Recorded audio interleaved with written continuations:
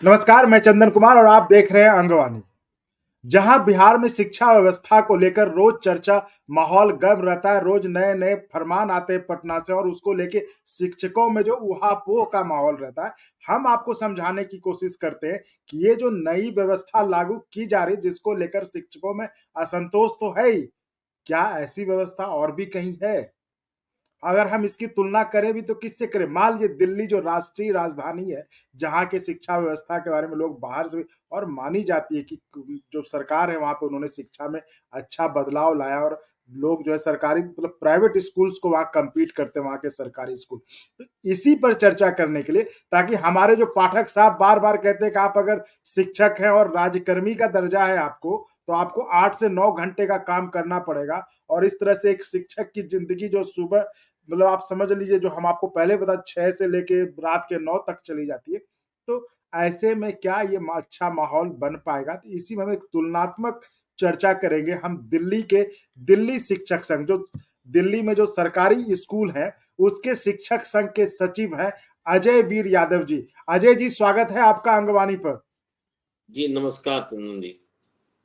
अजय जी, चूँकि आप जो है शिक्षक संघ के सचिव भी हैं, तो चूँकि मुझे लगता है थोड़ा-थोड़ा आपको बिहार के बारे में भी पता होगा ही, नहीं है तो हम बता देते हैं आपको। चूँकि बिहार में शिक्षा व्यवस्था में आजकल जो है ना एक बदलाव के दौर से गुज़र रहा है। वहाँ पे कई सालों के बाद सवा लाख शिक्षकों की एक दिन में नौकरी दिया गया था, जिसको लेके काफ़ी अच्छा खासा खुशी का माहौल है। लोग खुश हैं कि इतने सालों बाद जो है नौकरी का एक सरकारी नौकरी। तो अब तो कॉन्ट्रैक्ट का ज़माना है ना अभी, लेकिन वहाँ पे सरकारी नौकरी जी, है। इसी बीच एक अफ़सर हैं आईएएस पाठक साहब, उन्होंने जो है कई नियम बदलाव किए। अब जैसे उन्होंने कर दिया सुबह 9 से लेके साढ़े 5 तक ड्यूटी कर दिया शिक्षकों की। तो हम आपसे अजय जी, चूँकि हम आपसे एक तुलनात्मक चर्चा चाहते हैं कि बिहार की शिक्षा व्यवस्था और दिल्ली की जहाँ दिल्ली राष्ट्रीय राजधानी जिसके बारे में कहा जाता है कि यहाँ की शिक्षा जी। व्यवस्था बहुत उच्च कोटि के, यहाँ के स्कूल प्राइवेट स्कूल को टक्कर देते हैं। तो यहाँ क्या है? यहाँ व्यवस्था क्या है? जैसे मैं आपको 2-3 पॉइंट्स बता दूँ जो बिहार में जो किए गए। एक तो 9 बजे से साढ़े 5 तक जी, क्लास किया गया। जी, तो और वो साफ-साफ कहते हैं कि अगर आपको राज्यकर्मी का दर्जा चाहिए और राज्यकर्मी हैं आप, तो आपको 8 से 9 घंटे आपको काम करना पड़ेगा। इसके बाद विभिन्न तरह जी। के काम करने होते हैं, मैं उनको प तो यहाँ पे क्या आपका क्या सिस्टम है? आपके यहाँ क्या व्यवस्था है? देखिए, हमारे यहाँ जो व्यवस्था है, हमारे यहाँ क्या पूरे हिंदुस्तान में जो व्यवस्था है, एक तो जी, चंदन जी मैं आपको ये बताना यहाँ से शुरुआत करूँगा कि शिक्षक का जी। कार्य राज्य कर्मचारी का दर्जा होना, ना होना एक अलग बात है। उनका ये कहना भी गलत है कि आप राज्य कर्मचारी के दर्जे में हैं, तो आप इतनी देर पढ़ाएँगे या इतनी देर स्कूल हुँ, लगेगा। ये जो शिक्षण कार्य है, एक बौद्धिक कार्य है। हुँ, और आपने बिल्कुल। शुरुआत से देखा हो कि हमारा जो सिस्टम है, टीचर को और जुडिशरी को, दोनों को बौद्धिक कार्य का होने के कारण इन दोनों कैटेगरियों को अलग रखा गया है। और आप मैं सबकी जानकारी के लिए बताऊं कि हमारे को वेकेशन स्टाफ बोलते हैं। हमारी जो गर्मी और सर्दियों की छुट्टियां होती हैं और जो बीच बीच में छुट्टियां होती हैं हमारी, वो हमारे लिए मतलब हमारी अपनी सेल्फ स्टडी के लिए होती है और हम के लिए अपनी रिकवरी के लिए होती है। क्योंकि हम जो बौद्धिक कार्य करते हैं, उस बौद्धिक कार्य में मानसिक थकावट बहुत ज़्यादा होती है। उसके लिए निर्धारित हमारे घंटे पहले तय किए गए हैं। पहले 6 घंटे थे और 6 घंटे के बाद हमारा जो स्कूल है वो 6 घंटे ही लगता है। लेकिन दिल्ली में जो व्यवस्था है वो आधा घंटा और बढ़ाया गया, जिससे कि हम उस दिन के कार्य की समीक्षा अपने स्टाफ प्रबंधन, स्कूल प्रबंधन के साथ बैठ के आधे घंटे और कर सकें। और आज की समीक्षा और कल की तैयारी कर सके। ये 6.5 घंटे का कार्यकाल हमारा दिल्ली के स्कूल्स में है। दिल्ली के स्कूल 2 तो कैटेगरी के हैं। दिल्ली में ये हमारे यहाँ भी जी, अजय जी आपको रोकना, हमारे यहाँ भी व्यवस्था इनसे पहले यही थी 10 से 6 10 से 4 मतलब 6 घंटे का। तो यानी कि जो जी, आप कह रहे हैं सही कह रहे हैं कि पूरे देश में मतलब शिक्षण व्यवस्था का एक अलग ही पैटर्न है। वो एक एजुकेशन पॉलिसी के तहत चलती है जिसमें कि 6 घंटे की शिफ्ट है। जी। बिल्कुल 6 घंटे की अच्छा। निर्धारित है और उसके बाद भी हुँ, गर्मियों की छुट्टियाँ होना, सर्दियों की छुट्टी होना, ये हमारे जुडिशरी के साथ-साथ है। जो हमारे न्यायिक व्यवस्था है, जो हुँ, न्यायिक अधिकारी हैं, उनकी भी छुट्टियाँ इस तरह से पड़ती हैं, क्योंकि दोनों को बौद्धिक कार्य की कैटेगरी में रखा गया है। ये जो आपके जो भी अच्छा। महानुभाव हैं, जो जिनका अधिकारियों का आप नाम बता रहे हैं, उनको शायद ये जी। हनक है और इन इन इन इस हुँ, कैटेगरी की इस तरह के आदेशों को हम तो अपनी भाषा में तुगल के आदेश बोलते हैं। क्योंकि आप लगाइए, चलिए मैं मानता हूं कि उनको ऐसे वो राज्य कर्मचारी समझते हैं, हमारे से काम क्या कराएंगे? क्या बच्चे की कैपेसिटी घर से 8 घंटे बैठने की विद्यालय में है? आप बताइए, उनसे पूछिए जरा, आप ये प्रश्न उनसे भी करिए मेरी तरफ से कि क्या बच्चा बैठ सकता है? और अगर बच्चा बैठ सकता है, बच्चे कितना पढ़ा सकते हैं?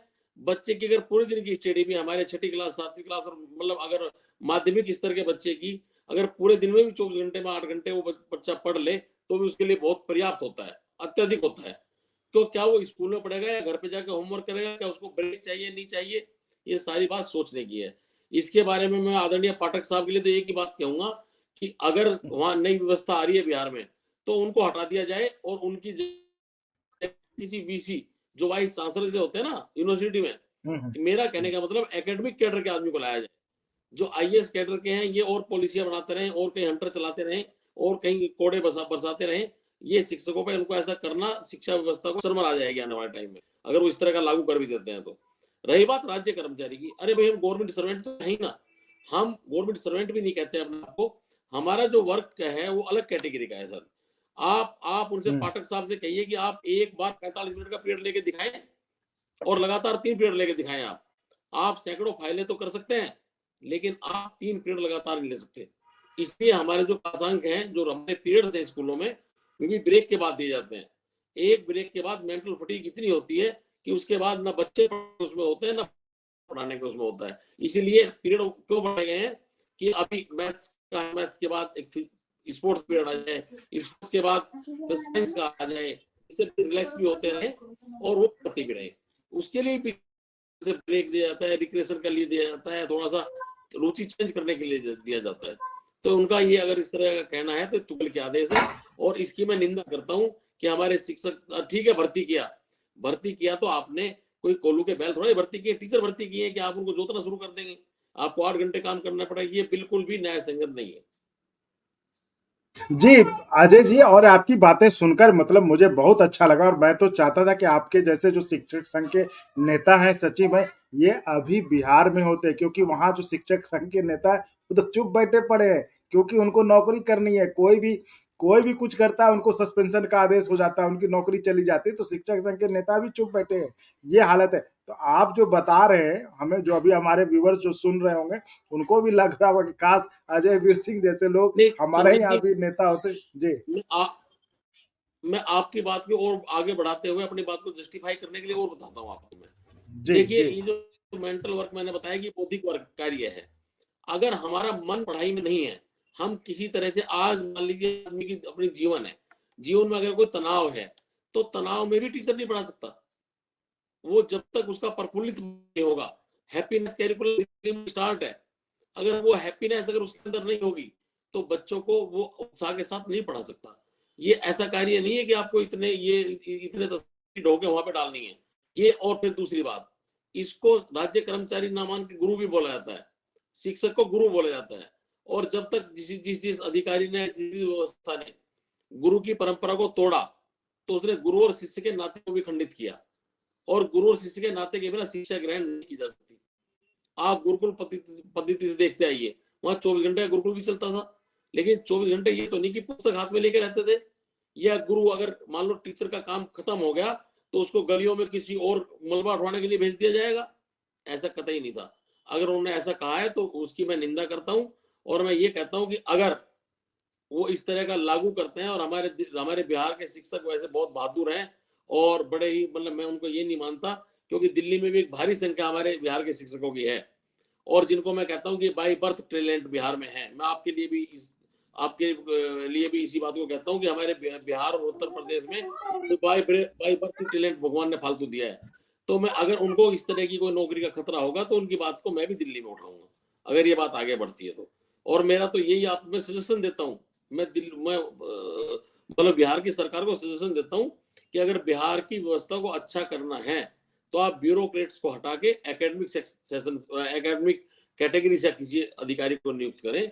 जिस तरह यूनिवर्सिटीज में वीसी होते हैं वो एकेडमिक उससे आते हैं, कैडर से आते हैं, वो अच्छी मतलब एकेडमिक व्यवस्था अच्छी कर सकते हैं।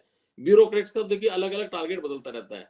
अगर यही मान्यवर अगर कहीं एक्साइज में चले जाएंगे तो इनको एक्साइज में रेवेन्यू इकट्ठा करना इनका टारगेट होगा बहुत बड़ा, तो ये शराबजादे भी पाएंगे। एजुकेशन में आगे तो एजुकेशन को फिर इसी तरह से लेके चलेंगे। तो ब्यूरोक्रेट्स का तो हर 3 साल के बाद टेनोर पूरा होने के बाद अपना टारगेट बदलता रहता है। इसलिए हमारे यहाँ भी है, मैं यहाँ भी मांग उठा रहा हूँ कि हमारे भी जो डायरेक्टर साहब हैं ये एकेडमिक कैडर से आए, ना कि ये एडमिनिस्ट्रेटिव कैडर से आए, क्योंकि एकेडमिक कैडर वाला ही एकेडमिक की बात को अच्छी तरह से रख सकता है, अच्छी तरह कर सकता है और समझ सकता है। वो तो ये भी चाहेंगे, आज देखिए आरटीई के तहत 220 दिन हमारे जो है ना स्कूल जो ओपनिंग के दिन है वो 220 दिन एक सेशन में हमारे। तो अगर ये साहब कहेंगे तो ये तो कहेंगे कि 365 दिन आइए आप, अभी तो घंटे बढ़ाए फिर दिन भी बढ़ाएंगे ये तो कहने का मतलब ये बच्चों के टीचरों के ऊपर तो बाद में है, ये बच्चों के ऊपर ज्यादा कुठारा, ये बच्चों की जो बचपना छीनना, उनके ऊपर लोड बढ़ाना, टीचर के साथ साथ बच्चे पे भी तो होगा ना। आप ही लगे गर्मी की छुट्टियां क्यों ज्यादा होती हैं? जब बच्चा गर्मी सहन नहीं कर सकता तो स्वाध्याय घर पे अच्छा कर सकता है और हम उसको होमवर्क देते हैं, अपने बच्चे में दूसरा संस्कार भी आते हैं, अपने नाना नानी के घर जाएगा और समाज में मिलेगा छूट में दिन, वो भी तो एक एजुकेशन का पार्ट है ना। आप मतलब हम मोरल एजुकेशन किसको कहते हैं? जो इस तरह बच्चे को जो मोरल एजुकेशन समाज में रह के लेता है उसको भी टाइम दिया जाएगा। सिर्फ एक स्कूल में ला के और राज्य कर्मचारी ना समझ के, मेरा उन मान्यवर से जिनका आपने नाम लिया उनसे निवेदन है कि शिक्षक को गुरु समझे और गुरु परंपरा को आगे बढ़ाएं। तो एक चीज आपसे समझना चाहेंगे अजय जी, जिसकी बहुत चर्चा भी होती कि हैप्पीनेस इंडेक्स दिल्ली के स्कूलों में कुछ होता है। अभी जैसे कि आपको बताऊं मैं एक दो उदाहरण जो कि हमने अपने चैनल पे ये चलाया भी, कि एक शिक्षिका को जो है वो इतना मानसिक रूप से परेशान हो गई, मतलब जो भी कारण, लेकिन ये पूरा उनका बयान है, वीडियो बयान है, सब कुछ है। उसमें उन्होंने कहा कि मैं इतना परेशान हो गई, सुबह से मुझे चूंकि 9 बजे स्कूल जाना था तो घर से मैं सुबह तैयार होती हूँ, सुबह होते होते रात के सारे काम निपटाते 8-9 बज जाते, तो उन्होंने रात स्कूल में ही बिता दिया। तो वही कहती कि ऐसे हालात में सही में कौन पढ़ा पाए। तो आपके यहाँ जो वो हैप्पीनेस कुछ है ना, वो जरा बताइए ताकि पाठक जी सुन के थोड़ा कुछ समझे इस चीज को। देखो ये हैप्पीनेस माइंडसेट करिकुलम है, इसमें जैसे हम थोड़ा थोड़ा बीच बीच में उसको बच्चे को मेडिटेशन कराते हैं, हम उनको अच्छा। थोड़ा सा ना आत्ममंथन के लिए थोड़ा उनको ध्यान मेडिटेशन के रूप में ध्यान का वो रखते हैं, उनकी थोड़ा सा उनकी रुचि की कहानियां उनको सुनवाते हैं। और इस तरह मतलब हैप्पीनेस हमारे यहाँ भी बहुत खराब है, उसको कभी और चर्चा करना आप दिल्ली की व्यवस्था की, कभी मैं और अंदरूनी जो बातें बताऊँ बाद में बताऊंगा, अभी ये पॉलिटिकल हो जी जाएगा। अभी तो जो आपने जी समय की जी अवधि को बढ़ाने में बात की तो वही अच्छी है, नहीं तो कहते हैं ना जी कि भाई हर जगह जहाँ जहाँ सत्ता है ना वो बहुत चमत्कार दिखाना चाहते हैं, ना कि असलियत को आगे बढ़ाएं। शिक्षा को जी समझने जी। वाले बहुत ही कम लोग, इसलिए मैं कहता हूँ शिक्षाविद को ही शिक्षा विभाग का प्रमुख होना चाहिए, इसलिए तो ब्यूरोक्रेट से एक नौकरशाहों जी को नहीं होना। जी एक चीज और सवाल पूछना चाहूंगा, ज्यादा समय आपका नहीं लूंगा, एक सवाल और। दिल्ली में मतलब जो प्राइवेट स्कूल्स में दिल्ली में भी जो है टीचर पेरेंट टीचर मीट जो है वो महीने में एक बार होता है शायद। जी सर ऐसा बिहार है में ये सा तो बिहार में ये साहब कह रहे हैं कि हर हफ्ते को हर शनिवार को करो। तो क्या ये ठीक है, मतलब वाइबल है, प्रैक्टिकल सही है प्रैक्टिकली? देखिए चंदन जी, आप अभी कंपैरिजन दिल्ली का छोड़ दो, आप मैं आग्रह करूंगा कि दिल्ली बिहार के कंपैरिजन को तो वैसे छोड़ दो, अब मैं ये तो था वो क्लियर कर रहा हूँ का नंबर आता है तो दिल्ली फिनलैंड में भेजती है, फिनलैंड भेजती है। तो मैंने फिनलैंड की और दिल्ली की व्यवस्था को कंपेरेटिव स्टडी किया, वहां पे इवेल्युएशन नहीं जी होता, वहां पे 16 बच्चों के ऊपर एक टीचर होता है, हमारे 90 बच्चों के ऊपर एक टीचर होता है। हमारी पॉपुलेशन कितनी है, वहां की पॉपुलेशन कितनी है, हमारे संसाधन कितने हैं। तो जहां पॉलिटिकल एंगल आता है तो हर सरकार अपने आप को उच्च दिखाने की होड़ में बहुत सारे आंकड़े छुपा जाती है, बहुत सारी असलियत को पीछे छोड़ देती है। लेकिन जहां तक जी बिहार का मैटर है, अभी जो आप पीटीएम की बात कहेंगे, पीटीएम की शुरू से व्यवस्था थी, आज मैं मेरी भी 28 वर्ष की जॉब हो चुकी है, मैं 29वें वर्ष में प्रवेश कर हम्म चुका हूँ, एक लंबा अनुभव मैं जी अपना मानता हूँ। और मैंने हर जी दिन को जी बच्चों के साथ जिया है, मैंने हर दिन को ब्यूरोक्रेट्स के साथ जिया, अपने अधिकारियों के साथ जिया है। तो जी जी मुझे दोनों अनुभव है, ब्यूरोक्रेट तो एक बार आता है फिर 3 साल के बाद चला जाता है, लेकिन हम तो यहीं पे 28 साल से हैं, 29वां साल हमारा चालू है। तो मैं ये कहना चाहता हूँ इस व्यवस्था पे कि जब हमारे यहाँ पहले माह के अंतिम दिन, उसको लास्ट वर्किंग डे बोलते हैं, माह का अंतिम हम्म। कार्य दिवस, उस दिन जी हमारा जी। दिन पूरा का पूरा होता था पेरेंट टीचर मीटिंग के लिए। ओके। 1 महीने की प्रोग्रेस या 1 महीने की बच्चे की कमी पेरेंट्स के हम्म। साथ डिस्कस करने के बाद हम ये प्लान करते कि हम इस बच्चे की कमी को हम दोनों मिलकर कैसे दूर करें। क्योंकि जी देखिए आप जो हमारा जो शिक्षा व्यवस्था है वो 2 पार्ट में मैं डिवाइड करता हूँ, एक तो टीचिंग, हम्म। एक लर्निंग। टीचिंग तो जो हमने स्कूल में कराई, और लर्निंग वो जो बच्चा घर पे जाके करता है, जो आज की पढ़ाई की पुनरावृत्ति करता है। पुनरावृत्ति में थोड़ा सा माता पिता का, अभिभावकों का रोल बढ़ जाता है। जी। नहीं कहता कि हर पेरेंट पढ़ा हुआ है या पढ़ा हुआ चाहिए, नहीं, लेकिन पेरेंट्स की इतनी जिम्मेदारी जरूर होनी चाहिए कि मेरा बच्चा 3 घंटे किताब लेके घर पे बैठ रहा है या नहीं बैठ रहा है। जो किताब में कॉपी में लिखा उसको तो हम चेक कर लेंगे, लेकिन एक सीटिंग की व्यवस्था करना, सीटिंग की हैबिट डालना, या घर पे जाके बच्चे से एक क्रॉस क्वेश्चन, स्कूल का कोई काम मिला था आपने पूरा कर लिया क्या, इतना हमें बहुत हेल्प कर।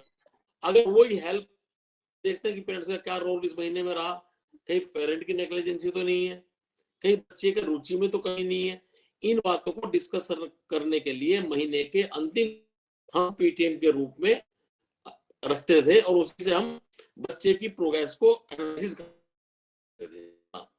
अब वो कह रहे हैं हर हफ्ते कराएं। अब इसमें क्या है कि सरकार चाहती है कि जो पेरेंट्स हैं वो हमारे बॉर्डर हैं, कुछ बिहार वाले शायद दिल्ली की कॉपी कर रहे हैं, तो वो उन पेरेंट्स को मेल लगाते हैं। जैसे हमारे यहाँ क्या हुआ, बंद कर दिए और मेगा पीटीएम शुरू कर दिए। मेगा मतलब अच्छा। कि 3 महीने में एक बार बहुत बड़ी पेरेंट टीचर मीटिंग, जबकि वो हर महीने होनी जरूरी है। हम तो मानते रिक्वायरमेंट 1 महीने की, हर महीने जरूरी है, 3 महीने क्यों, लेकिन उनको मेला लगाना है हमारी दिल्ली सरकार को। मेला लगा के उनको दिखाना है कि भाई आज कितने मतलब पेरेंट्स ने कितने वोटर स्कूल में आए। और एक बात और मैं और करता हूँ कि स्कूलों में ही पोलिंग सेंटर्स होते हैं, जो उस दिन हमारे जो साक्षर नहीं होते पेरेंट्स वो देखे ना देखे, लेकिन स्कूल में आके चाय मिल रही है दिल्ली के स्कूलों में, उनको उनका रिसेप्शन हो रहा है, आप आइए, हम भी उनका वेलकम करते हैं, वो सरकार के नियमों के अनुसार, उनकी डायरेक्शन के अनुसार, तो उनको बड़ा अच्छा लगता है। सर अपनी भवन की इमारत दिखा पाती है उनको, बच्चे की बात हो या ना हो, लेकिन राजनीतिक दृष्टिकोण उसमें शामिल हो जाता है, और वो बार बार मिलने के बाद उनको एहसास हो कि सरकार हमारे बच्चे के लिए बहुत ज्यादा काम कर रही है। ये दृष्टिकोण प्रति सप्ताह कराने के पीछे ये हो सकता है, ये मेरा मानना है। एक चीज और, चूंकि आप इस तरह से बात करें तो बस जाते जाते ठीक है, इसको हम ये कर लेंगे। वहां पर जो है संघ बनाने पर भी जो शिक्षक नियुक्त हुए हैं बीपीएससी के द्वारा चुना, वहां पे संघ बनाने पर भी पाबंदी लगा दी गई है। आप कहीं अपनी बात बाहर नहीं रख सकते, ना मीडिया से या कहीं से। ये यहाँ पे कुछ ऐसा है क्या कि आप संघ भी नहीं बना नहीं, सकते अपने? एक की देखिए तो मैं नौकरी। बताऊं आपको, ये अगर ऐसा करते हैं तो लोकतंत्र की हत्या करना है। ये जहां से कर हम दिया। जहां से बच्चों को शिक्षा देना प्रारंभ करते हैं हम, अगर वहीं पे हम इस तरह की मतलब योजनाएं लाएंगे या शिक्षकों को कुछ लेंगे या उनके विचारों को कुछ लेंगे। शिक्षक संघ जो है वो एक शिक्षक संघ कोई विरोधी पार्टी नहीं है, वो बराबर के हितधारक है। शिक्षक संघ एक बराबर का सरकार के साथ स्टेक होल्डर है, क्योंकि वो शिक्षकों की बात रखे। हमारा 3 ही बिंदुओं पे चलता है, शिक्षा, शिक्षक और छात्र, इन तीनों बिंदुओं पे हमारी शिक्षा व्यवस्था चलती है। तो हम अगर शिक्षकों का प्रतिनिधित्व करते हैं तो हम अच्छी बातें सरकार के साथ बैठ के योजनाओं के बीच में अपना पक्ष रख के उसको अच्छा कैरिकुलम कौन बनाएगा, आप मुझे बताइए, शिक्षक नहीं बनाएंगे कौन बनाएगा? हम सिलेबस में ऐड ऑन या एडिटिंग कैसे करेंगे? अगर हम नहीं होंगे, शिक्षाविद नहीं होंगे, तो कौन करेगा, आप मुझे बताइए।